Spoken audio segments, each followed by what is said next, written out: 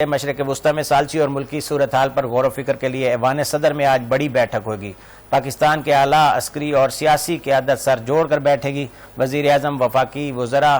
اور وزرائے اعلیٰ شریک ہوں گے۔ اجلاس میں مشرق وسطی کی صورتحال زیر غور آئے گی۔ اب تک کی پیش رفت کا جائزہ لیا جائے گا۔ وزیر خارجہ اسحاق ڈار 4 ملکی وزرائے خارجہ اجلاس پر اعتماد میں لیں گے اور ملک میں پیٹرولیم ذخائر اور ترسیل کا بھی جائزہ لیا جائے گا۔ اوورال مجموعی طور پر بہت گہما گہمی ہے اسلام آباد میں، اور پاکستان جو ہے وہ مرکز بنا ہوا ہے تمام تر صورتحال کا، جو کہ ہم دیکھ رہے تھے پچھلے 31 دن، آج 31واں دن ہے جنگ کا، اور اس کے اندر جو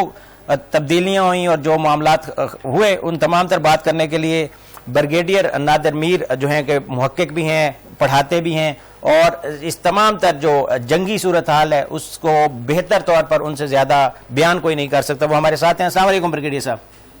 السلام علیکم جی۔ وعلیکم السلام۔ بریگیڈیئر صاحب، کیسا دیکھ رہے ہیں کہ کل 4 وزراء خارجہ مل کر بیٹھے اسلام آباد میں، آج ڈپٹی وزیر اعظم اسحاق ڈار چائنا جا رہے ہیں، جیسا کہ ہم دیکھ رہے ہیں کہ چائنا ان تمام تر صورتحال میں براہ راست تو نہیں لیکن بلا واسطہ ہمارے ساتھ مسلسل رابطے میں ہے۔ پچھلے 4 سے 5 دن کی اگر ایکٹیویٹیز دیکھی تو وزیر اعظم شہباز شریف نے بھی ملاقاتیں کی، وزیر خارجہ اسحاق ڈار سے بھی ملاقات ہوئی، اور اب بیجنگ جا رہے ہیں اسحاق ڈار۔ اس تمام تر صورتحال کو کیسے دیکھتے ہیں کہ پاکستان تمام تر معاملات کو حل کرنے کے لیے بہت ہی سنجیدہ حکمت عملی اختیار کر رہا ہے؟ Pakistan has become the global diplomatic center for the Iran Gulf War termination. یعنی اس جنگ کو جو ایران کی اور گلف میں جو ہو رہی ہے، جو بڑھتی جا رہی ہے، بہت خطرناک ہو چکی ہے، ورٹیکل اور ہارزونٹلی ایکسپینڈ کر چکی ہے، اس کو ختم کرانے کے لیے اگرچہ دنیا میں بہت سارے ممالک اور بہت ساری پارٹیز انوالوڈ ہیں جو نہیں چاہتی کہ جنگ بڑھے، لیکن اس کا جو سینٹر ہے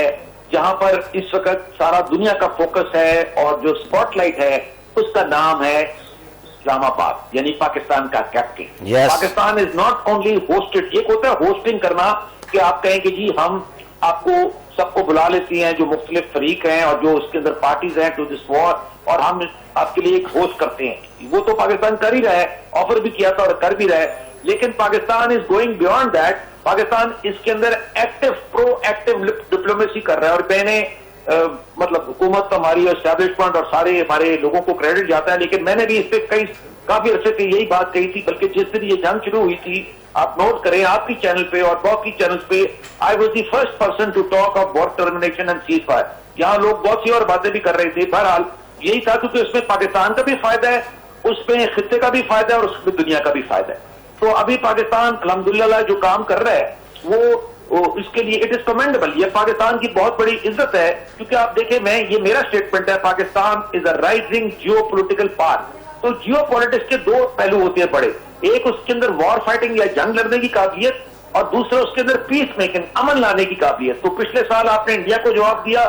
سندور کو، اس سال آپ نے افغانستان کے دہشت گردوں کو جواب دیا، یہ جنگ کے پہلو تھی، اور اب آپ اسلام آباد میں پیس کو آفر ہوسٹ کر رہے ہیں، اور ہوسٹ کے علاوہ میڈیٹ کرا رہے ہیں، خالی ہوسٹ نہیں کر رہے کہ آپ نے ایک ٹیبل سجا دیا اور لوگوں کو انوائٹ کر لیا۔ It is not that, it is for beyond that کہ گلف اور ایران کی جنگ کو ختم کرانے کے لیے ایکٹیولی پرو ایکٹیولی آپ پورا کردار جو آپ کا ہے اس سے بھی زیادہ بڑھ کے کر رہے ہیں، بلکہ دنیا میں یہ اپریشیٹ کیا جا رہا ہے کہ Pakistan after all is not a global power, it is not a super power جس طرح امریکہ یا سوویت یونین تھے تو بڑی طاقتیں کراتی ہے نا، گریٹ پاور کراتی ہے، تو پاکستان ایک ابھرتی ہوئی مڈل پاور ہے، ابھرتی ہوئی، اور میرے مطابق جیو پولیٹیکل رائزنگ پاور ہے، اور وہ اس ڈپلومیسی میں جو پاکستان کر رہا ہے یہ بہت ہی بڑا کارنامہ ہے پاکستان کا۔ اور اس میں آپ ایک اور فیکٹر دیکھیں کہ اس وقت جو میں نے آپ کو پہلے بھی کہا، میں نے 2015 میں منامہ ڈائلاگ میں یہ کہا تھا، کیونکہ یہ لاجیکل بنتا تھا،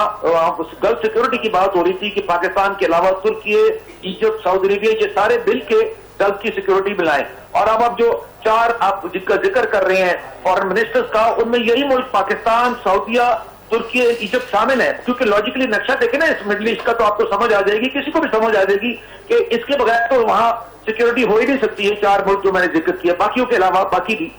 اور اس میں آپ کو چائنا کی بھرپور سپورٹ ہے۔ آپ جس طرح کہہ رہے ہیں ہمارے فارن منسٹر یا ہماری گورنمنٹ فار دیٹ میٹر، پورا سسٹم جو ہے نیشنل ہماری، وہ چائنا کے ساتھ فلی اس میں انٹریکٹ کر رہی ہے، ایون رشیا نے پیس ایفرٹس کو اوور آل سپورٹ کیا ہے، اینڈ یونائٹڈ اسٹیٹس ظاہر ہے خود بھی چاہتا ہے، کیونکہ ان کے بھی امریکہ کے میرے مطابق محدود ایم ہے اس جنگ میں ایران کے، کیونکہ وہ پروپیگنڈا ہوتا ہے، لوگ ایموشنل بات کرتے ہیں تو لوگ اس کو جذبات میں آ کے وہ یہ نہیں سمجھتے کہ کس کا کیا انٹرسٹ ہے. اسرائیل کا اور امریکہ کے انٹرسٹ میں بھی فرق ہے، اور امریکہ اس سٹیج پہ نظر آ رہا ہے کہ اس جنگ کو آگے نہیں بھی جانا چاہتا، ختم کرانا چاہتا ہے. وہ بھی ایران کو بھی فائدہ ہوگا کیونکہ ایران کا بھی بہت نقصان ہوا ہے اس جنگ میں، جہاں بم گر رہے ہوں، 15,000 ٹارگٹ ہٹ ہوئے تو ظاہر نقصان ہے نا. یہ